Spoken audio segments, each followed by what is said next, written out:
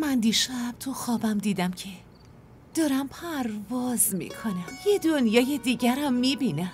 واقعا؟ شهر خودت هم دیدی یا ابرو جلوشو گرفته بودن؟ دختر ساکت شو، حرف منو گوش کن. باشه شازده خانوم، ادامه بده، گوش میکنم.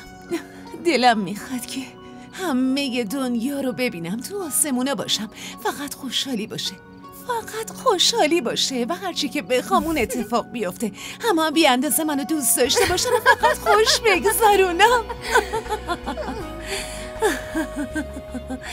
میدونی مریم، منم دلم همینو میخواد. اما خانم محترم، این رویاهایی که داری رو خب میتونی بعد از ازدواجم بهشون برسی.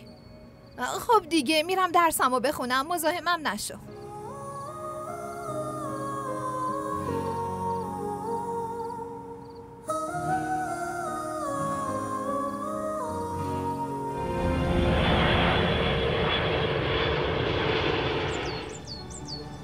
مریم، ریحانه، ای بابا سری بیایی دیگه ببینید کی اومده. سلام علیکم آبجی جان. ریحانه، بعد از 2 سال دارم میبینمت، خیلی خوشحال شدم، خیلی زیاد. سلام مریم. چقدر بزرگ شدی توی این 2 سال، چقدر بزرگ شدی. سلام عمه جون. علیک سلام عزیزم. آبجی جان، احمد کجاست؟ اوا همین الان کنارمون بود. الان اینجا بود. احمد،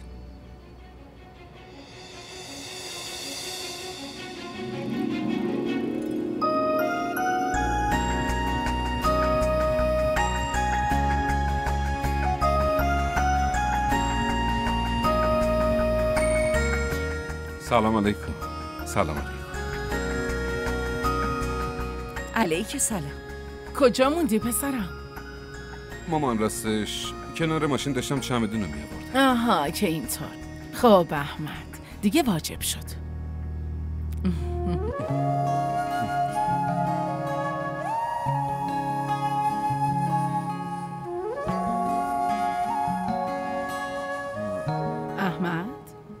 احمد جانم مامان. اینو بگیر، وقتی بیرون رفتی به یه نیازمند بده. بفرمایید داخل آبجی، سفر کردین حتما خستین. احمد جان تو هم بشین پسرم. آره، من وقتی سفر میکنم خیلی خسته میشم.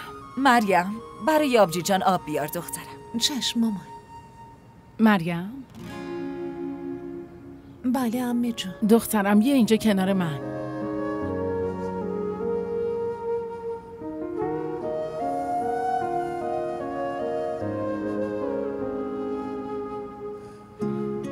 فقط بحث یه هفته است، بعدش ما تو رو با خودمون میبریم.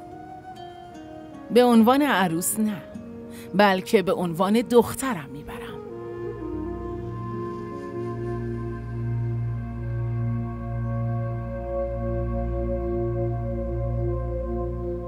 آبجی قبل از اینکه بیاد اینجا ازت خواستگاری کرده بود. برای همین از قبل نظرتو نپرسیدیم، چون خواستیم اول احمدو ببینی، بشناسی. حالا هم که باهاش حرف زدی و رو در رو دیدیش، دیگه تصمیم دست توه. هرچی تو بگی ما همونو قبول میکنیم دختر گلم. دقیقاً دخترم، هیچ زور و اجباری در کار نیست. آرزوی هر پدر مادری اینه که بچه هاشون خوشحال باشن و اونا همه راحتی دنیا رو برای اونا فراهم کنن. من امیدوارم که تو خونه آبجی انشالله هیچ کم و کسری نداشته باشی. اما در هر صورت تصمیم نهایی با خودته. اگه تو بله را بگی که عالیه، و اگه هم راضی نباشی پس هیچ اجباری در کار نیست. بگو دخترم، بدون رو درواسی حرفتو بزن. هرچی تو بگی ما هم همونو قبول میکنیم.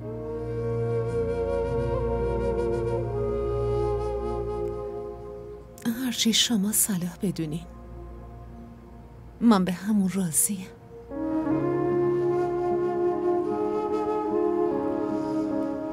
من میدونستم که دخترم نمیذاره شرمنده بشم. زنده باشی.